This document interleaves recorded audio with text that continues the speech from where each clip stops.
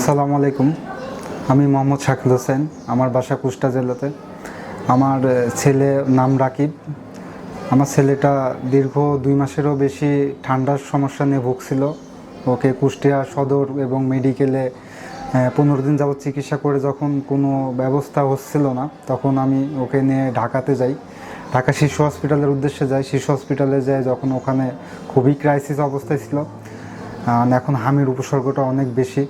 আমার ছেলেটা ওখানে অলরেডি হার্ট ফেল করছিল এবং নিউমোনিয়ার সমস্যা নিয়ে গেছিলাম। শিশুতে যখন সিট না পাই, শিশু থেকে ঢাকা মেডিকেলে যাই, ঢাকা মেডিকেল থেকে সোহরাওয়ার্দীতে যাই, সোহরাওয়ার্দী থেকে যখন কোথাও সিট না পাই তখন যেহেতু হার্ট ফেল করছিল, তখন যত দ্রুত সম্ভব একটা ইনএসের ব্যবস্থা করার জন্য ওখানে একটা প্রাইভেট ক্লিনিকে ওকে অ্যাডমিট করাই। ওখানে অনেক খরচ, চিকিৎসা ব্যবস্থা তেমন একটা ভালো না দেখে আমি টাঙ্গাইল বুড়ো হসপিটালে আমার ছেলেকে নিয়ে আসি।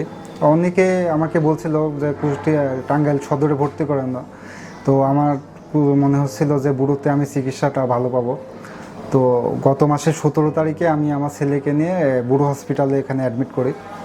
তো অ্যাডমিট করার সময় ওর শরীরে হাম, রক্তে ইনফেকশন, নিউমোনিয়া, হার্ট ফেল, অনেক ঠান্ডার সমস্যা নিয়ে ওকে এখানে অ্যাডমিট করাই। তো আমার ছেলেটার অনেক শ্বাসকষ্ট ছিল, যা ওকে এখানে আনার পরে 7 লিটার অক্সিজেন দিয়ে রাখা হয়েছিল। তো মাঝে ভালো হয়েছিল, ভালো হওয়ার পর আবার ফল্ট করছিল। তো ফল্ট করার পরে ইনশাল্লাহ আমার ছেলে আজকে 1 মাস 20 দিন পরে এখন 2 দিন অক্সিজেন ছাড়া আছে। যেহেতু ওর থেকে 2 মিনিটের জন্য অক্সিজেন সরানো যেত না 1 মাস 20 দিনের মধ্যে। তো ইনশাল্লাহ আমার ছেলে এখন আল্লাহর রহমতে অনেক সুস্থ আছে।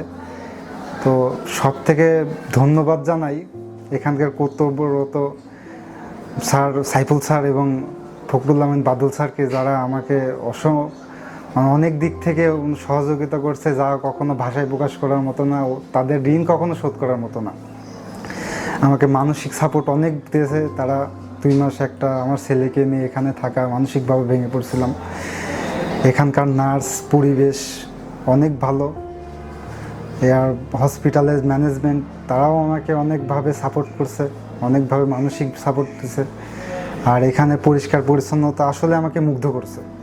যেহেতু আমি হেলথ কেয়ার ফার্মাসিউটিক্যালে জব করি, তো আমি এখানে পুরো হসপিটালের উপরে আমার একটা আস্থা ছিল। আস্থাটা আমার ছেলেকে নিয়ে এসে আরও বেড়ে গেছে আমার, যা ভাষায় প্রকাশ করার মতো নাই। তো সবাইকে অনেক অনেক ধন্যবাদ। আমার ছেলের জন্য সবাই দোয়া করবেন এবং আমার পরিবারের জন্য সবাই দোয়া করবেন। আমার ছেলেটা যেন সুস্থ থাকে। সবাই ভালো থাকবেন। আসসালামু আলাইকুম।